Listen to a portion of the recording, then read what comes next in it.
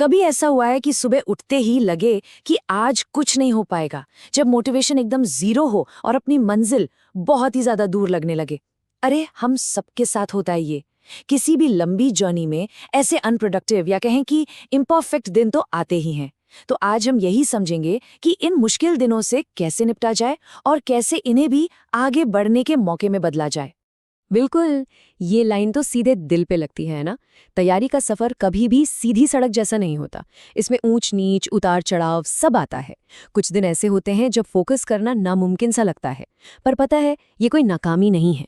ये तो उस प्रोसेस का एक हिस्सा है जिसका सामना हर कोई करता है। तो चलिए देखते हैं कि ऐसा एक दिन असल में दिखता कैसा है। कहानी शुरू होती है एक ऐसी ही सुबह से, एक ऐसी सुबह जो थकान और भटकाव के बोझ के साथ शुरू हुई। ये एक ऐसी फीलिंग है जिसे हम में से कई लोग बहुत अच्छी तरह पहचानते हैं। जरा सोचकर देखिए, सुबह नींद खुली और उठते ही थकान महसूस हो रही है। वो जो दिमागी ताजगी पिछले कुछ दिनों से थी वो आज गायब है। ये काफी फ्रस्ट्रेटिंग लगता है ना? लेकिन इस बात को मानना और स्वीकार करना ही इससे निपटने का पहला और सबसे जरूरी कदम है। तो इस पूरे स्ट्रगल से पहली बड़ी सीख क्या मिलती है? ये हमारे कंसिस्टेंसी या निरंतरता को देखने के नजरिए को ही बदल देती है।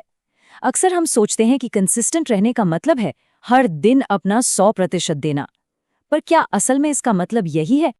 और ये जो डेफिनेशन है ना, ये कंसिस्टेंसी को देखने का नजरिया ही बदल देती है। बात परफेक्शन की नहीं है, बात हर दिन बेस्ट परफॉर्मेंस देने की भी नहीं है। बात है बस वापस आने की, अपनी स्टडी टेबल पर वापस आकर बैठने की, चाहे मन कैसा भी हो। बस यही है असली कंसिस्टेंसी।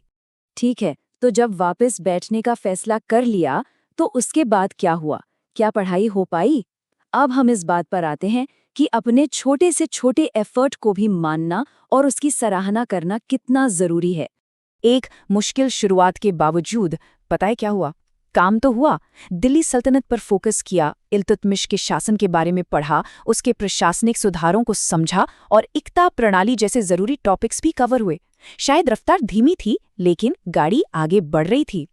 हाँ, माना कि दिन के आखिर में कोई बहुत सारे चैप्टर्स खत्म नहीं हुए, लेकिन जो सबक सीखा वो कहीं ज्यादा कीमती था कि धीमी रफ्तार से हुई तरक्की भी तरक्की ही होती है। एक मुश्किल दिन में एक कदम भी आगे बढ़ाना एक बहुत बड़ी जीत है। और हाँ, तैयारी की जर्नी सिर्फ किताबों तक ही तो सीमित नहीं है ना। अब बात करते हैं दिन के एक और जरूरी हिस्से की। वो है एक छोटा सा मेंटल ब्रेक लेने की, जो हमें रिचार्ज कर देता है। शाम को परिवार के साथ थोड़ा सा वक्त बिताया, और यकीन मानिए ये एक छोटा सा ब्रेक दिमाग के लिए एक ताजगी जैसा था। इसने माइंड को रीसेट करने में बहुत मदद की। और यही वो पल होते हैं जो याद दिलाते हैं कि अरे, लाइफ किताबों से बढ़कर भी है। तैयारी के इस दौर में बैलेंस बनाना कोई लग्जरी नहीं है, ये तो बेहद जरूरी है। तो फिर इस पूरे इम्परफेक्ट दिन से सबसे बड़ा सबक क्या मिला? चलिए इन सभी बातों को जोड़कर उस सबसे जरूरी मैसेज को समझते हैं जो इस दिन ने हमें सिखाया। मुश्किल दिनों में भी ना एक सिंपल सा रूटीन सहारा बन जाता है। साधारण खाना, रोज पढ़ाई, चाहे जैसी भी हो, और एक पॉजिटिव सोच बनाए रखना, ये छोटी छोटी आदतें एक मजबूत नींव बनाती हैं। और सच कहूं तो यही इस पूरे दिन का सार है। किसी भी लंबे सफर में परफेक्शन की उम्मीद करना ही गलत है। असलियत तो ये है कि आगे बढ़ते रहने के लिए ऐसे इम्परफेक्ट दिनों को अपनाना बेहद जरूरी है। आखिर में सब कुछ बस एक ही बात पर आकर टिकता है।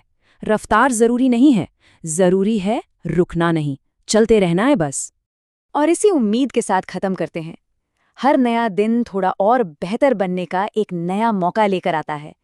आज का संघर्ष कल की ताकत बनता है। तो बस याद रखिए, आज का दिन जैसा भी गया हो, कल फिर से कोशिश करने का एक और मौका हमेशा होता है।